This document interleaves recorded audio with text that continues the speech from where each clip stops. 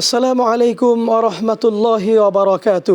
সুপ্রিয় দর্শক শ্রোতাদের আন্তরিক মোবারকবাদ জানিয়ে শুরু করছি মেগা ডিজিটাল স্কেল মহিমান্বিত রমাদান powered by Darus Sunnah travels and tours, হজ ওমরার বিশ্বস্ত প্রতিষ্ঠান, কো স্পন্সর সানওয়ে স্যাটেলাইট সিটি, ভবিষ্যৎ প্রজন্মের ঠিকানা ও ঢাকা দারুস সুন্নাহ মডেল মাদ্রাসা।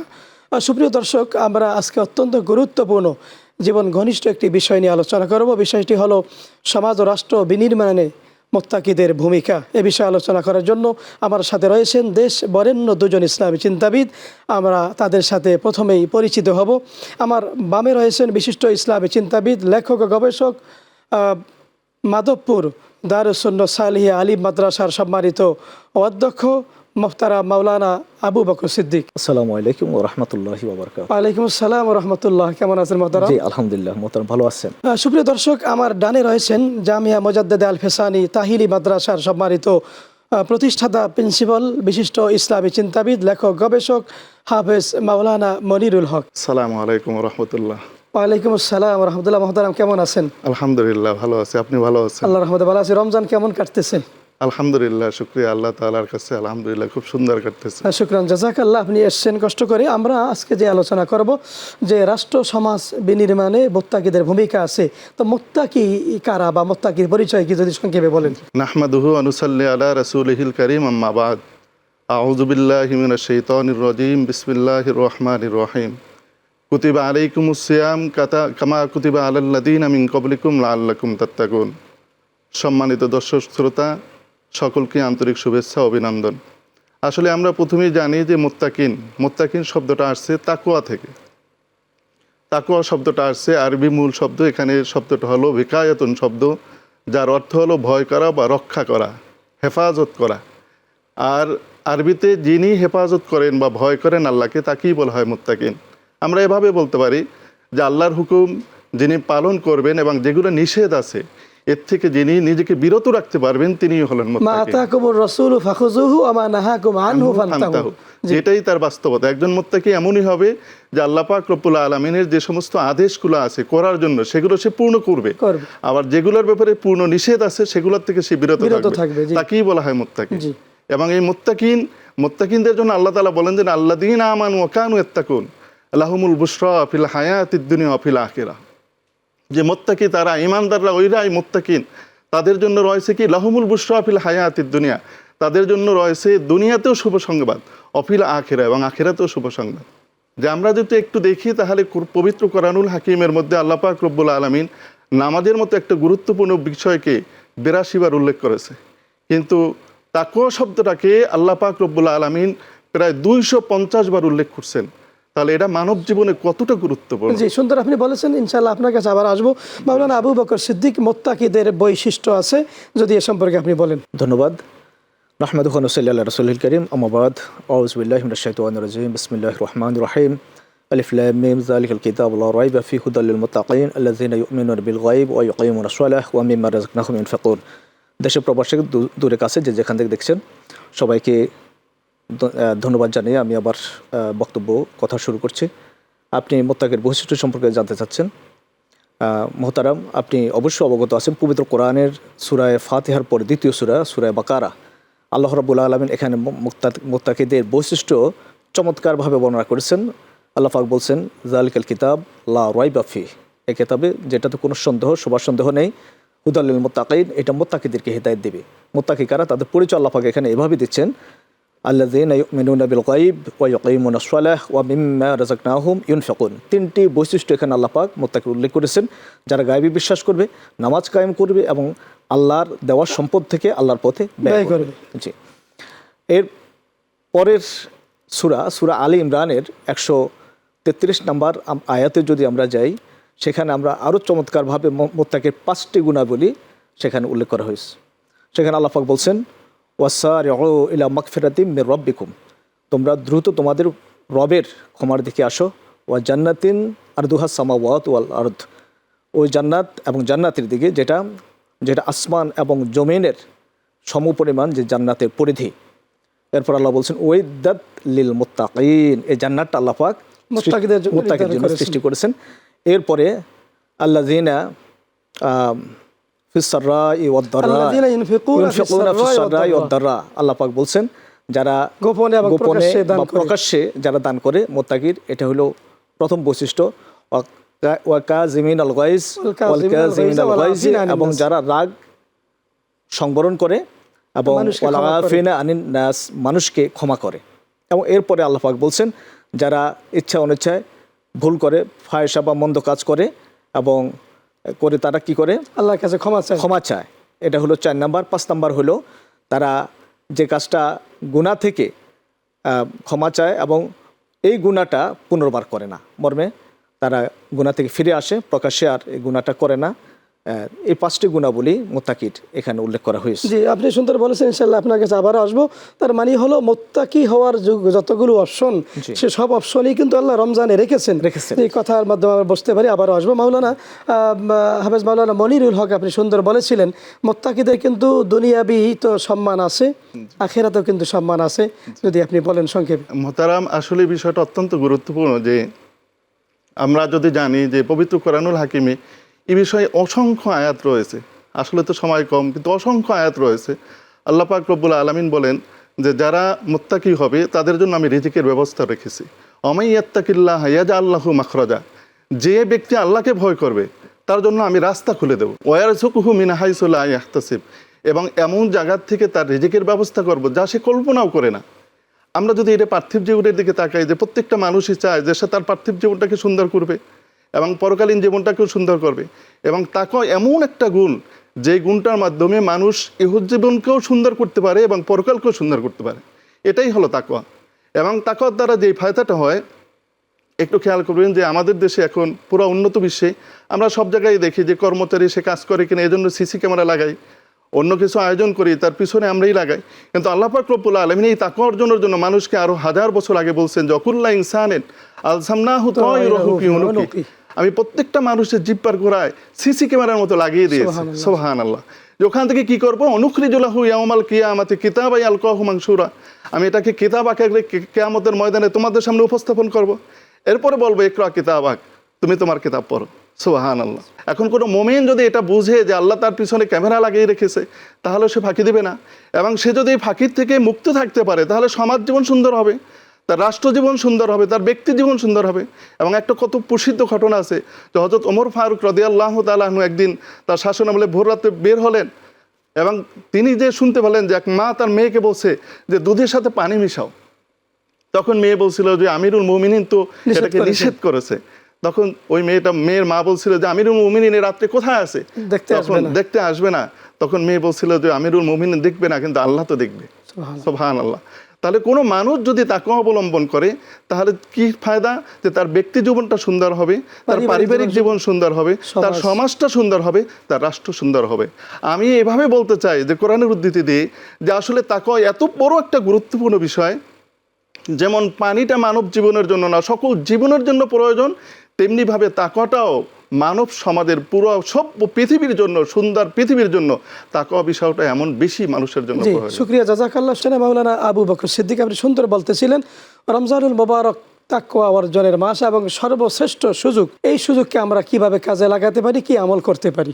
খুব সুন্দর বলেছেন মোহতারাম। আল্লাহ রাব্বুল ইজ্জত ইরশাদ করেছেন কুতিবা আলাইকুমুস সিয়াম কামা কুতিবা আলাল্লাযিনা মিন ক্বাবলিকুম লাআল্লাকুম তাত্তাকুন। মূলত মাহে রমজানটাই আল্লাহর পক্ষ থেকে বান্দার জন্য একটি বড় নেয়ামত, এবং এটাকে আমরা অফার বলতে পারি। বিভিন্ন কোম্পানি যেমন অফার দিয়ে থাকেন, এটা বিশাল একটা অফার। অফারটা কীরকম? বান্দাকে মোত্তাকি বানানোর জন্যে, আল্লাহওয়ালা, আল্লাহ ভীরু বানানোর জন্যে আল্লাহ পাক মাহে রমজানটা একটা মাস সাধনার জন্য একটা চমৎকার সুযোগ করে দিয়েছেন। তো আমরা এই সাধনাটা আমরা যেভাবে এটা করব, যেটা আমি মনে করি, আল্লাহ পাক অন্য আয়াতে বলছেন আল্লাহ ইন্না আউলিয়া আল্লাহ লা খাউফুন আলাইহিম ওয়া লা হুম ইয়াহজানুন, যারা আল্লাহর বন্ধু হবে, আল্লাহর প্রিয় হবে, তাদের দুনিয়াতে ভয় নাই, পরকালে কোনো চিন্তা নেই। এবং তাদের বৈশিষ্ট্য বলা হয়েছে আল্লাহ জিন আমানু ওয়া কানু আমরা শুনেছি। তো আমরা রমজানে কি আমল করব যদি আপনি বলেন? তো রমজানের যে আমল, সেটা আমি যেটা বলবো সেটা হলো আমরা যে সিয়াম সাধনা করি সেটা কিভাবে দিল দিয়ে করতে হয়, অন্তর দিয়ে করতে হয়। তো সেই অন্তরটা যখন আমরা আমাদের আমলগুলোর সাথে একবার নিবিড়ভাবে আমাদের অন্তরে মিল হবে, তাহলে এটা আমাদের এই আমলটা পরিপূর্ণ হবে। কারণ হলো নবীজি সাল্লাল্লাহু আলাইহি ওয়াসাল্লামকে তাকওয়ার অবস্থান বা বাড়ি কোথায় জিজ্ঞেস করার পর নবীজি তার বক্ষের দিকে ইশারা করে বলছেন আর তাকওয়াও হাহুনা, তাকওয়া এখানে। তো এখানে কি আছে এ সম্পর্কে বিশ্বনবীর হাদিস, নবীজি বলছেন ইন্না ফিল জাসাদ মুদগা ইজা সালুহাত সালুহাল জাসাদু কুল্লুহু ওয়া ইজা ফাসাদাত ফাসাদাত জাসাদু কুল্লুহু আলা ওয়াহিয়াল কলব।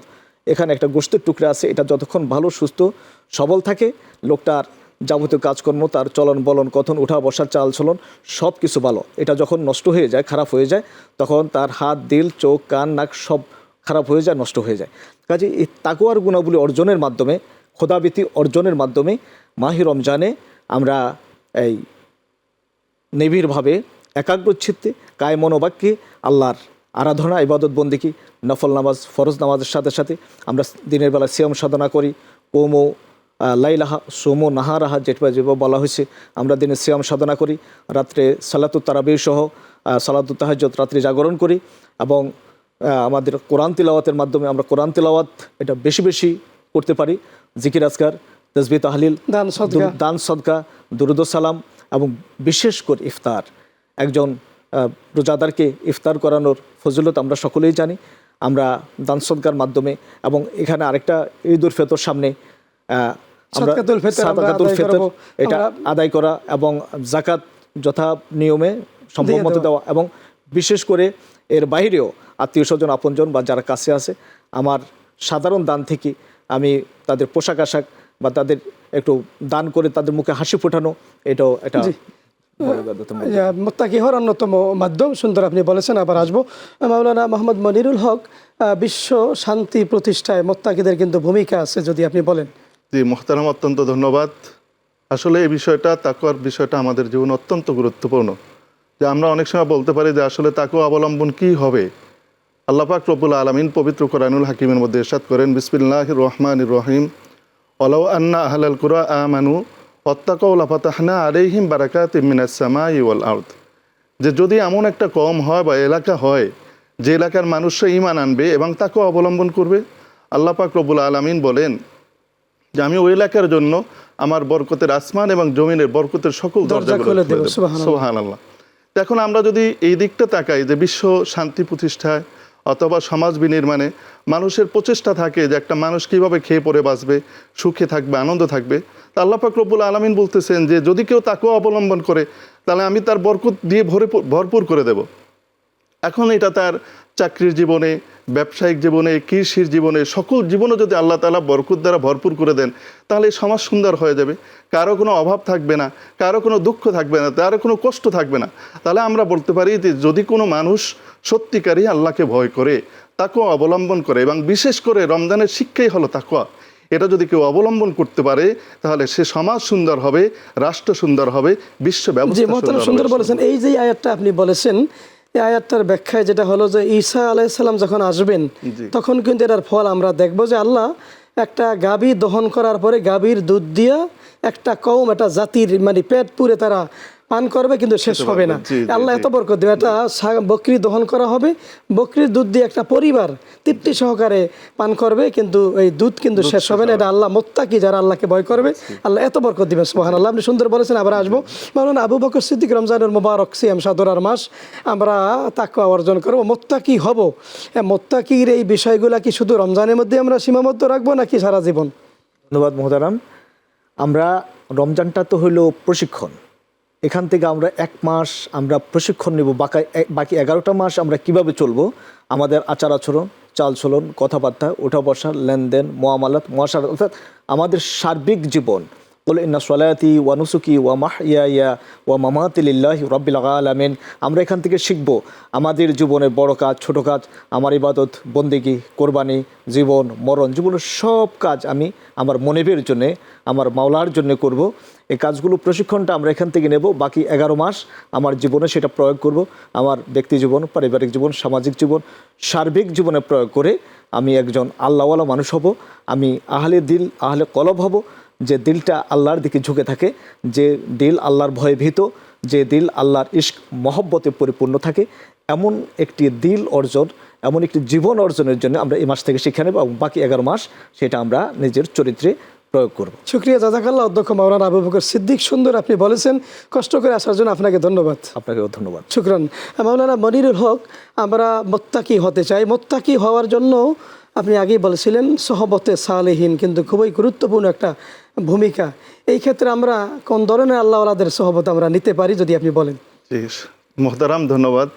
আসলে আল্লাহ পাক রব্বুল আলামিন বলেছেন যে কুনু মা সাদিকিন, তোমরা সত্যবাদীদের সাথী হও। আর এটা স্বাভাবিকভাবে যে আপনি যদি দেখেন যে কোনো মানুষ যদি কোনো আতরওয়ালার সাথে যায় হাঁটে, তাহলে সেখান থেকে কিন্তু সে একটা ফ্রি ঘ্রাণ পায়, অথবা দুর্গন্ধ কোনো মানুষের কাছে হাঁটলে সেখানেও কিন্তু একটা দুর্গন্ধ পায়। তাহলে যদি কোনো মানুষ তাকওয়াবান মুত্তাকি পরহেজগার মানুষের সাথে চলে, তার ইচ্ছায় অটোমেটিকই তার ভিতরে একটা তাকওয়ার প্রভাব সৃষ্টি হয়, এবং এর দ্বারা সে নিজেও ফায়দাবান হয় এবং কমও ফায়দাবান হয়। এবং দ্বিতীয় যে বিষয়টা সেটা হলো, আমরা বলবো যে আসলে কে মুত্তাকি, এটা আল্লাহ রসুল সাল্লাল্লাহু আলাইহি ওয়াসাল্লাম বলছেন যে যার চেহারা দেখলে আল্লাহর কথা স্মরণে আসে, যার চেহারা দেখলে আল্লাহর কথা স্মরণে আসে, সেই আল্লাহওয়ালা। এই আল্লাহওয়ালা মানুষদের যদি সোহবত নেওয়া যায়, তাহলে ইনশাআল্লাহ আমরাও হতে পারবো সেই ধরনের আল্লাহওয়ালা এবং তাকওয়াবান। জি মহতারাম, আমরা মুত্তাকি হওয়ার পথে অন্তরায় কিছু আছে, কিছু বর্জনীয় বিষয় আছে, খুব সংক্ষেপে যদি আপনি বলেন। আমরা সে বিষয়টা বলবো যে আসলে এটা আমাদের খুবই গুরুত্বপূর্ণ বিষয়, যে যেগুলো বর্জন করা। অর্থাৎ প্রথমে যেটা আমাদেরকে মনে রাখতে হবে, আপনি যে একটা হাদিস বলেছেন যে মা, কোরআনের আয়াত বলছেন যে মা আতাকুমুর রাসূলু ফাখুযুহু মা নাহাকুম আনহু ফান্তাহু। এটা সর্বপ্রথম আমাদের মনে রাখতে হবে যে আল্লাহ পাক রব্বুল আলামিন যেই বিষয়টা আমাদেরকে আদেশ করছেন সেটা পালন করতে হবে, এবং যেই বিষয়টা আমাদেরকে নিষেধ করছেন সেটা থেকে আমাদেরকে পরিহার করতে হবে, পরহেজ থাকতে হবে। এবং এক্ষেত্রে আমরা যদি বলি স্বাভাবিক দৃষ্টিকোণ থেকে, যে যতগুলো হারাম বস্তু আছে, যেমন সুদ, ঘুষ, অন্যায়, এরপর অন্য অন্য যেগুলো আছে, এগুলোর থেকে যদি আমরা বিরত থাকতে পারি, তাহলে আশা করা যায় ইনশাআল্লাহ ভালো মানুষের সোহবাত, কোরআন তেলাওয়াত, জিকির আজকারের মধ্যে দিয়ে আমরা তাকে অর্জন করতে পারবো ইনশাআল্লাহ। জি শুকরান জাযাকাল্লাহ, আপনাকে ধন্যবাদ। আমরা আবারও আজমা মাওলানা আবু বকর সিদ্দিক, যে আমরা মুত্তাকি হওয়ার জন্য মানে অর্থাৎ কিছু বর্জনীয় বিষয় আছে, আমরা কি কি বর্জন করব? যে মোহতারাম, আপনি যেটা বলছিলেন আমরা কি কি বিষয়গুলো বর্জন করব বা অন্তরায় মুত্তাকি হওয়ার জন্যে, সেটা হলো আখলাকে রাজিলা, বদগুণ। আমাদের মধ্যে অহংকার আছে, ক্যাবের আছে, রিয়া আছে, তাকাব্বুরি, ফকর আছে, লোক দেখানোর অভ্যাস আছে ইবাদতে। এই জিনিসগুলো সম্পূর্ণরূপে বর্জন করতে হবে। তাকাব্বুরি থাকা যাবে না। তারপরে আমাদের লোভ, তমা, এটা দূর করতে হবে। এভাবে যে মানুষের জীবনে যে আখলাকে রাজিলা, বদগুণ আছে, সমস্ত বদগুণগুলো সম্পূর্ণরূপে বর্জন করতে হবে। শুকরিয়া জাযাকাল্লাহ, সুন্দর বলেছেন। সুপ্রিয় দর্শক শ্রোতা, আপনারা দেখছেন মেগা ডিজিটাল স্কেল মহিমান্বিত রমাদান, powered by Darus Sunnah travels and tours, হজ ও উমরার বিশ্বস্ত প্রতিষ্ঠান, কো-স্পন্সর সানওয়ে স্যাটেলাইট সিটি, ভবিষ্যৎ প্রজন্মের ঠিকানা ঢাকা দারুস সুন্নাহ মডেল মাদ্রাসা, সহযোগিতায় কেরানীগঞ্জ খেজুরবাগ দিনিয়া মাদ্রাসা ও খাদেম গ্রুপ। আমরা শুনছিলাম রাষ্ট্র সমাজ বিনির্মাণে মোত্তাকিদের ভূমিকা। মোত্তাকিদের জন্য আল্লাহ রাব্বুল আলামিন রেখেছেন ইন্নালিল মুত্তাকিনা মাফাজা হাদাইকা ওয়া আনাবা। কিয়ামতের ময়দানে মোত্তাকিরা সফলকাম হবে। ইয়াউমা নাহশুরুল মুত্তাকিনা ইলার রহমানে ওয়াফদা। মোত্তাকিদেরকে আল্লাহ রাব্বুল আলামিনের কাছে সম্মানিত মেহমান হিসাবে গার্ড অব অনার দিয়ে হাজির করা হবে। এজন্য একজন মোত্তাকি আল্লাহ রাব্বুল আলামিনের নিষিদ্ধ বিষয়সমূহ বর্জন করবে। বিশেষ করে রমজান মাস হলো সেই সুযোগ, সেই প্রশিক্ষণের উত্তম মাস হলো রমজান মাস। আমরা যাই করি না কেন সব কিছু আল্লাহ জানেন। মা ইয়ালফিজু মিন কওলিন ইল্লা লাদাইহি রাকিবুন আতীদ ওয়া হুয়া মাআকুম আইনামা কুনতুম আল্লাহু বিমা তা'মালুনা বাসীর। অতএব আমার সব কিছু, কুল ইন্না সলাতি ওয়া নুসুকি ওয়া মাহইয়ায়া ওয়া মামাতি লিল্লাহি রাব্বিল আলামিন, আমার জীবন, আমার ইবাদত, নামাজ, রোজা সব কিছু হবে আল্লাহর জন্য। মানুষ দেখে বাহাবা দিবে, মারহাবা দিবে, নারায়ে তাকবীর দিবে, এজন্য না, আমি করব আল্লাহর জন্য ইবাদত। তাহলেই আমার জীবন সার্থক সুন্দর হবে, আমি পরিপূর্ণ মুত্তাকি হতে পারবো। আল্লাহ রাব্বুল আলামিন আমাদেরকে খাঁটি মুত্তাকি হওয়ার তৌফিক দান করুন, আমিন ইয়া রাব্বাল আলামিন। ইনশাআল্লাহ আগামী পর্বে নতুন কোনো বিষয়ে নতুন অতিথির সাথে দেখা হবে। আল্লাহ সুবহানাহু ওয়া তাআলা সে পর্যন্ত সকলকে সুস্থ, সুন্দর ও নিরাপদে রাখুন, এ কামনায় শেষ করছি। আল্লাহ হাফেজ। আসসালামু আলাইকুম ওয়া রাহমাতুল্লাহি ওয়া বারাকাতুহু।